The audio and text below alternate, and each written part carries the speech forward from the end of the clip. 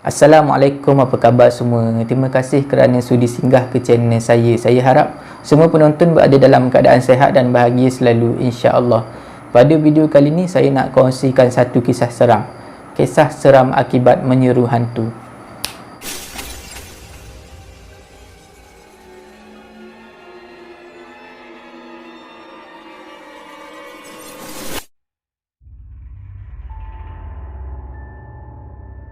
Kisah ni diceritakan oleh seorang ibu. Saya akan gunakan nama Kak Maimun lah untuk memudahkan penceritaan.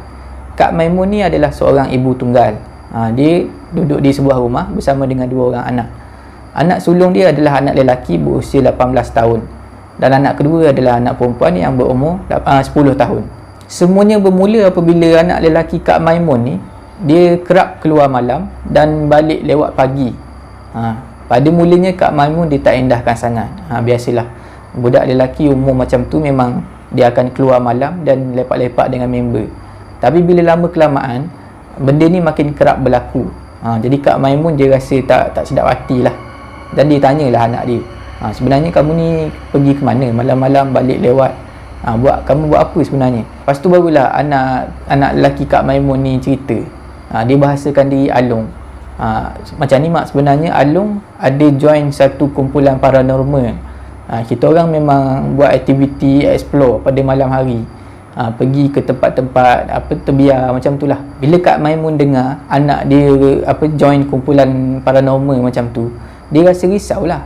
Dia bagi tahulah anak dia tu, tak apa ke kamu ikut kumpulan macam tu, macam bahaya je. Lepas tu anak Kak Maimun ni bagi tahu, mak jangan risaulah, tak ada apalah, kita orang cuma berjalan-jalan je ramai-ramai malam-malam, pergi dekat tempat-tempat macam terbiar, macam seram macam tu, ambil gambar, lepas tu rakam video macam tu je, mak jangan risaulah. Lepas tu bila Kak Maimun dengar macam tu, hati dia lega lah. Tak apalah, selamat kot sebab pergi ramai-ramai kan. Lepas tu Kak Maimun ni fikir, lagi bagus dia buat hobi macam tu, ada minat macam tu, berbanding dengan dia buat benda-benda lain, merempit ke ataupun pergi isap dadah ke, mencuri ke. Baik ada hobi macam tu. Maknanya Kak Maimun ni dia tak halang lah minat anak dia tu. Cuma Kak Maimun pesan, kalau nak buat aktiviti ikut kumpulan tu, hati-hati dan jangan buat benda-benda bukan-bukan. Kejadian seram bermula pada satu malam. Masa tu anak lelaki Kak Maimun belum balik lagi. Masa tu pukul 2 lebih. Kak Maimun ni dia terbangun sebab dia rasa nak kencing. Kak Maimun bangun, keluar daripada bilik dan pergi ke tandas. Dah siap kencing tu, Kak Maimun nak kembali ke bilik lah. Masa dia nak masuk bilik tu, dia lalu kat ruang tamu. Kak Maimun ni masa dia nak masuk ke pintu bilik tu, melalui pintu bilik tu, anak mata dia ni, di ujung-ujung mata ni terperasan dekat ruang tamu yang gelap tu ada seorang nenek tua duduk atas sofa. Bila Kak Maimun terperasan macam tu, dia terkejut lah. Dia pun cepat-cepat berpaling tengok ke arah makcik nenek tua tu. Bila Kak Maimun tengok, nenek tua tu dah tak ada. Jadi masa tu Kak Maimun dia tak pedulikan sangat, sebab mungkin dia imajinasi dia je lah, perasaan dia je kot. Dia fikir macam tu je lah. Lepas tu Kak Maimun masuk ke dalam bilik dan sambung tidur. Tapi malam keesokannya ada lagi satu benda yang terjadi di rumah tu. Malam tu pukul 12 lebih malam lah, Kak Maimun dengan anak perempuan dia saja ada kat rumah. Anak lelaki dia belum balik lagi. Masa tu 12 lebih, dua-dua dah tidur. Dekat rumah tu ada 3 bilik. Bilik Kak Maimun, bilik anak lelaki dia dan anak perempuan dia. Seorang satulah bilik. Masa tu jam 12 lebih, Kak Maimun dah tidur. Tiba-tiba pukul 12 lebih tu, Kak Maimun ni dia terdengar bunyi pintu bilik dia dibuka. Kak Maimun ni pun terkejut lah, terbangun lah. Lepas tu Kak Maimun tengok, rupanya anak perempuan dia yang buka pintu bilik dia dan meluru masuk. Kak Maimun tengok ekspresi muka anak dia ni macam orang dalam ketakutan. Jadi Kak Maimun tanyalah, kenapa ni adik? Dia panggil anak perempuan dia tu adik lah. Lepas tu anak perempuan dia beritahu lah, mak, adik takut lah. Tadi adik bangun, adik nampak dekat ujung katil ada makcik tua, ada nenek tua duduk. Bila Kak Maimun dengar aja nenek tua, Kak Maimun ni terus meremang satu badan. Tapi dia terpaksalah buat berani.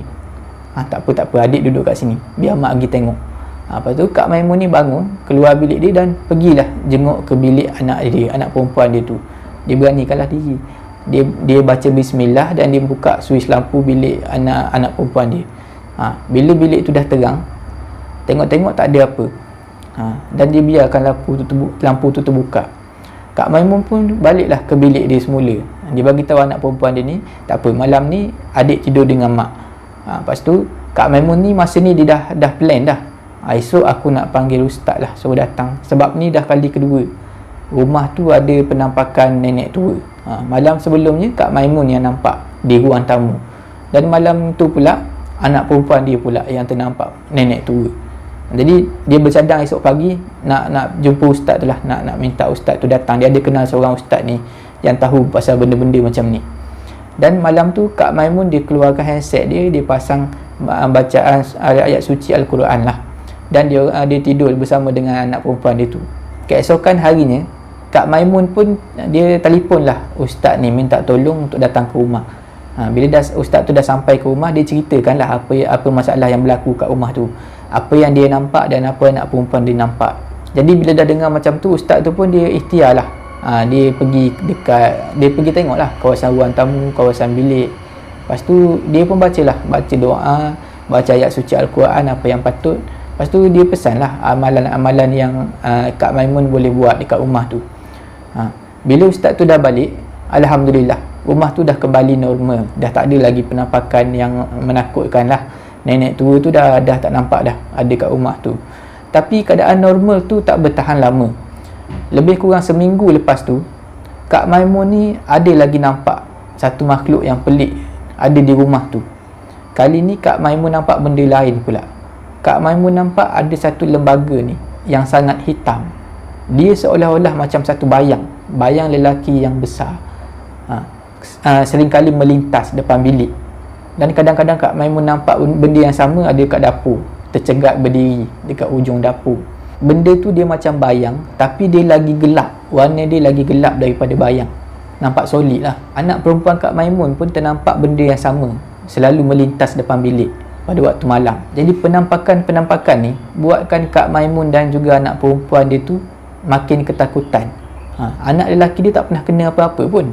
Kak Maimun dengan anak perempuan dia je yang selalu kena. Dan anak lelaki Kak Maimun tak tahu pasal benda-benda ni sebenarnya. Jadi Kak Maimun dia telefon lah sekali lagi ustaz tu, minta tolong datang sekali lagi. Ustaz tu pun datanglah ke rumah Kak Maimun ni sekali lagi dan buatlah perkara yang sama. Ustaz tu pergi tinjau keadaan dalam rumah, di ruang tamu, dalam bilik.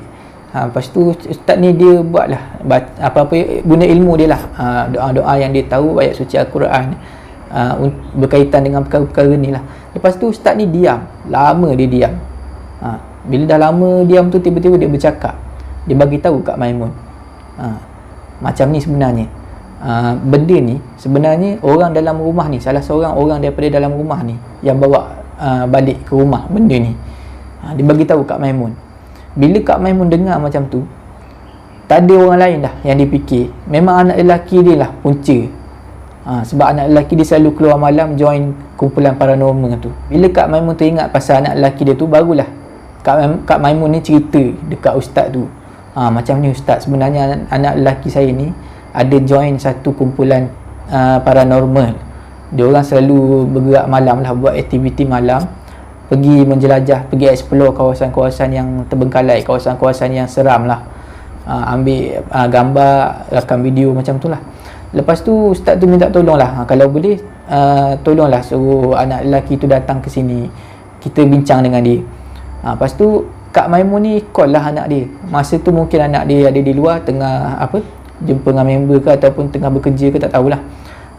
Kak Maimun call suruh balik sekarang, urgent. Lepas tu anak lelaki Kak Maimun ni baliklah ke rumah.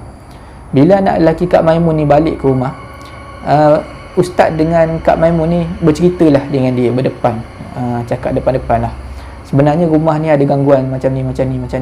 Terkejut juga anak lelaki Kak Maimun ni dengar macam tu. Lepas tu adalah soal jawab. Ustaz ni tanyalah, sebenarnya kamu, kumpulan paranormal kamu tu, kalau keluar malam-malam selalu pergi ke mana?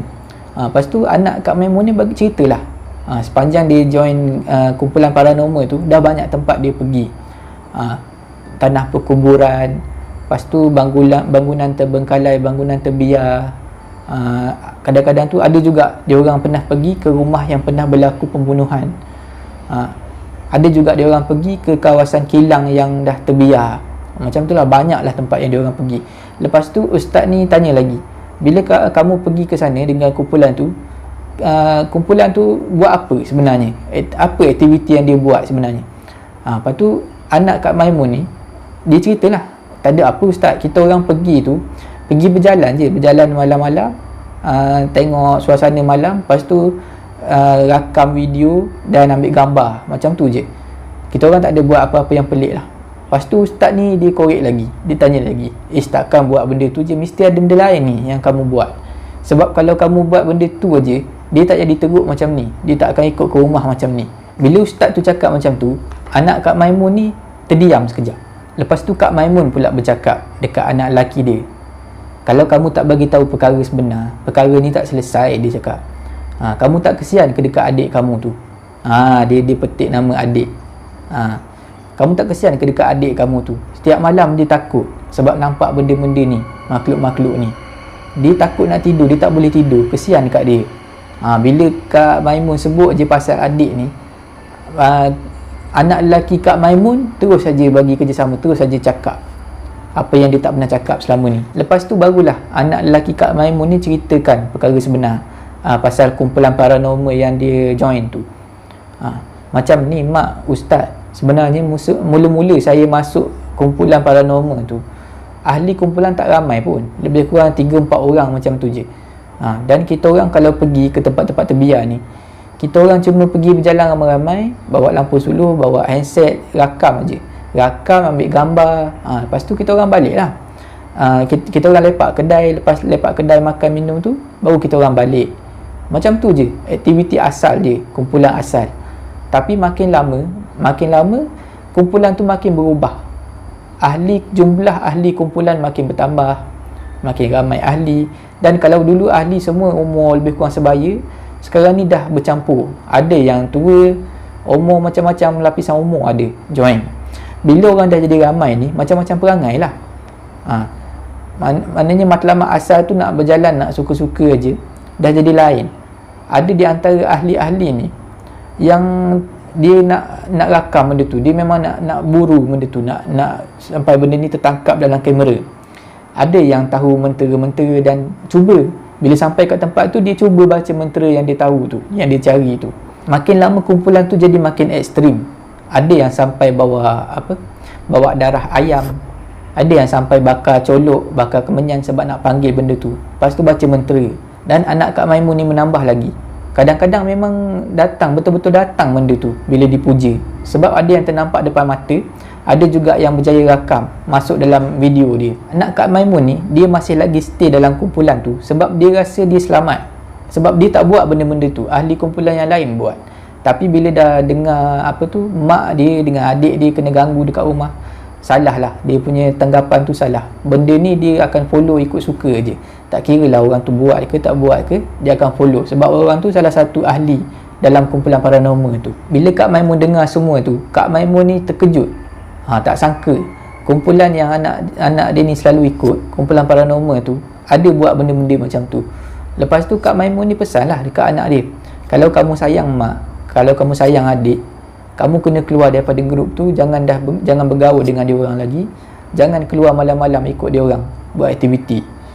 Lepas tu memang sampai sekarang ni anak Kak Maimun dah tak join dah kumpulan paranormal tu. Tapi gangguan di rumah Kak Maimun ni dia tak hilang dengan mudah lah. Kalau yang di dalam rumah boleh kata memang dah tak nampak lagi, tapi kalau yang di luar masih lagi ada gangguan. Kadang-kadang Kak Maimun ni terdengar daripada tingkap luar, bahagian luar, seolah-olah ada orang memanggil dan orang minta tolong. Dan kadang-kadang ada juga ternampak di kawasan belakang rumah, macam ada lembaga hitam melintas. Benda tu ambil masa untuk hilang sepenuhnya. Tapi sekarang alhamdulillah, rumah Kak Maimun dah kembali normal, tak ada lagi sebarang gangguan lah. Setakat tu saja video saya pada kali ini. Saya harap semua penonton terhibur. Jika anda suka video ni, jangan lupa like, share dan komen video ni. Jangan lupa subscribe dan tekan butang loceng untuk dapatkan notifikasi video saya yang seterusnya. Jika anda nak kongsi kisah seram, boleh hantar ke alamat email yang tertera dekat bawah. Janganlah kita takut pada makhluk, tetapi takutlah kepada pencipta sekalian makhluk. Semoga kita berjumpa lagi di video saya yang seterusnya, insya-Allah. Assalamualaikum.